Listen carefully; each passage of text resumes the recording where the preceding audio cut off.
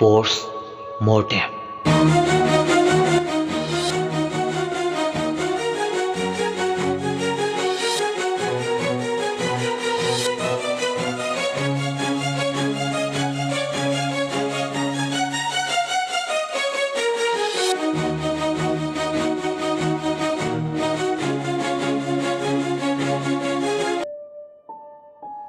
Doctor योरमयाई मखुत पाइबा अयिंबिगी बिसिगी मतांगी पोस्टमार्टम रिपोर्ट येंबदा मसा पुंबा स्वाइलावी।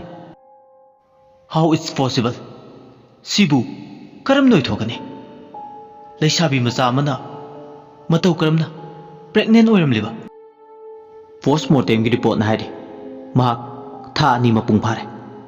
मागी एब्डोमेन दा फोइटस प्रेग्नेंसी की वाहौदगी माक मतंदा सुसाइड तौरिब्रा दुदी मसी खल्लुबदा डॉक्टर योरमयाई वाखलदा फुंबंगने।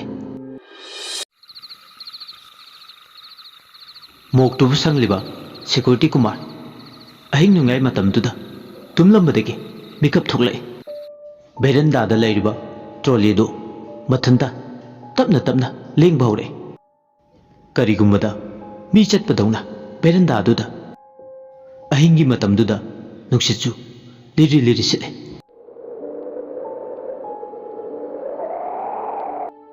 ट्रॉलीदु मथंदा लेंग लेंग चले।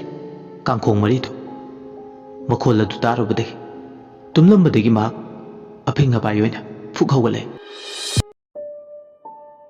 डॉक्टर योरमयाई ngasi नाइट ड्यूटी ताई। एक्सीडेंट थोबो अमा खुदक्ता इमरजेंसी रूम दा पुसिनखिबदो ऑपरेशन तौगदबगी माक चंगले। मखुत्ता ग्लोव उपसिन बाउबदा ngairi। ओटी की रूम अदुदा नुपी कपगे मखोल अमा तारई।